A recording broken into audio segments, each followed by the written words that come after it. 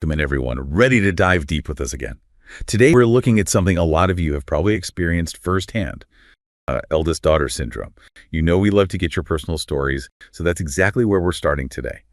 One listener sent us an incredibly powerful diary entry, and of course, we've got our expert here to break it all down with us. Yeah, I think what makes this one so interesting is, we're not looking at research studies or statistics. This is like a direct window into one person's world, how they navigate their family, all the complications. Right off the bat, this diarist, we'll call her Astra, makes a huge decision. She cuts off contact with her siblings, like completely, for 6 months.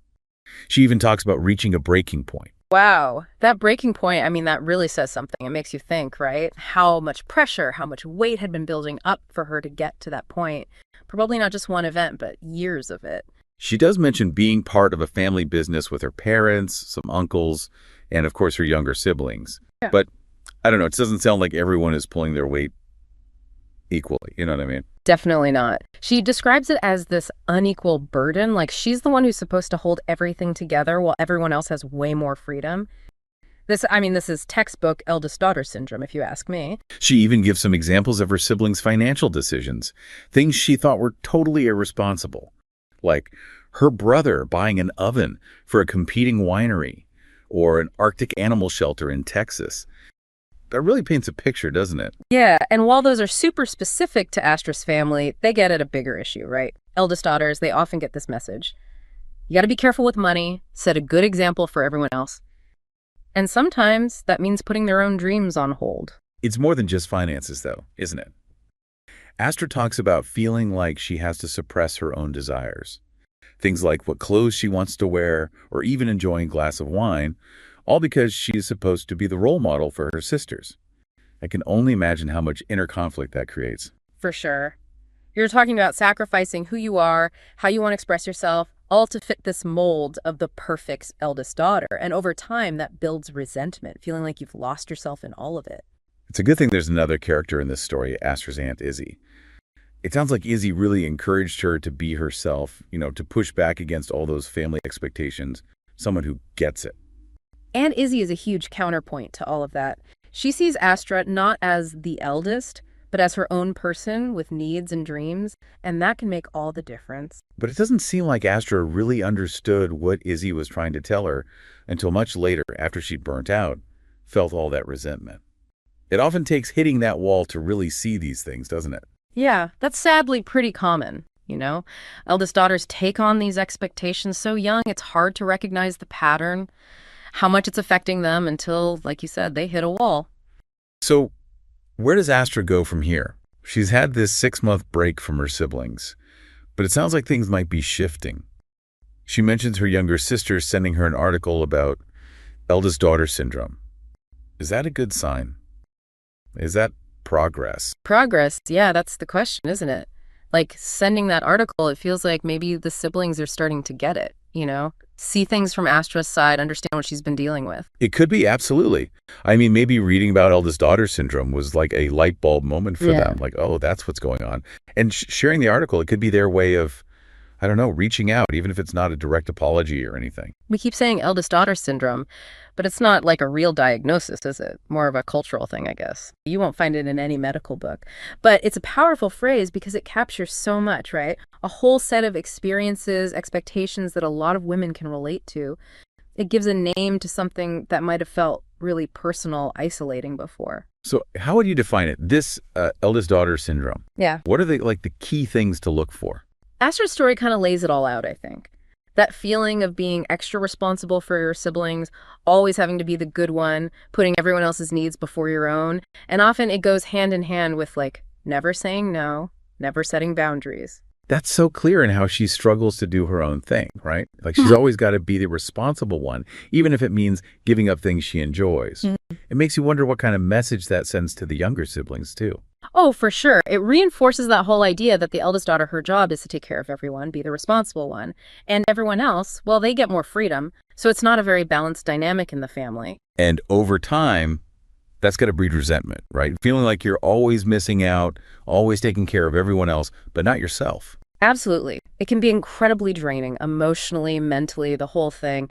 It's not uncommon for eldest daughters to feel guilty, anxious, whenever they try to put their own needs first. It's like they've internalized this idea that, their worth comes from taking care of everyone else. It's almost like they become another parent, even while they're still kids themselves. That's a great way to put it. Parentification is the term psychologists use, and it can have long-lasting effects. Self-esteem, relationships, setting healthy boundaries later on, it all ties in. So what happens when someone like Astra starts to realize all of this is going on? How do they break free from these expectations? Honestly, the first step is just naming it, saying, this is what's happening, this is eldest daughter syndrome. That alone can be a huge relief because suddenly you're not alone. You see, it's a pattern. Other women go through it too. So for Astra, that moment of realizing it's not just her personality or her family being weird, but it's this bigger thing, that's huge.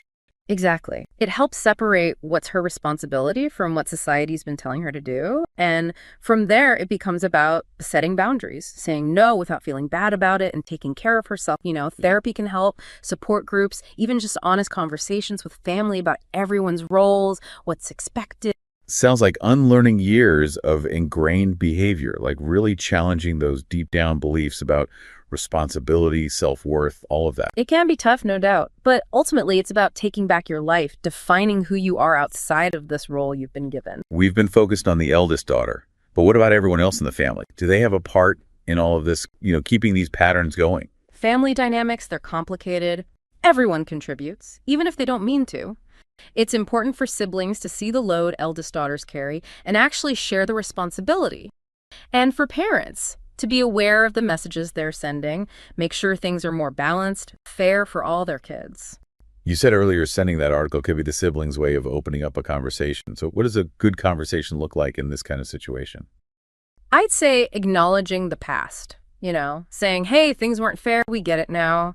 Showing empathy for what Astra went through and being willing to actually change things going forward, how responsibilities are handled. It's moving away from one person doing everything to everyone chipping in, supporting each other. And that brings us back to Astra thinking about reconnecting with her siblings, but on her own terms, keeping that peace she found for herself. What does that say about where she's at? I think it shows she's not just reacting anymore, she's making conscious choices. She's not trying to survive the family dynamic as it is. She's actively shaping a new one where she's taken care of, where her boundaries are respected. That's a powerful example of how, understanding yourself can lead to real change, even in tricky family relationships. Yeah. But like you said, it takes everyone, right? Absolutely. We don't know what'll happen with Astra and her family, but her story gives us so much to think about. Those challenges, those possibilities within families. It highlights how important it is to talk openly, be understanding, and be willing to challenge those unspoken expectations that shape our lives. And on that note, we're going to keep diving deeper into those possibilities for change and growth within families right after this. And we're back, that idea of change within families, especially after you recognize something like eldest daughter syndrome. Yeah. It's huge. We've talked about how Astra's story, it's like she's speaking for so many women out there. Totally. And what we really need to remember is changing how a family works. It's not like flipping a switch. It takes time, it takes patience, and everyone's got to be on board, willing to understand and do things differently.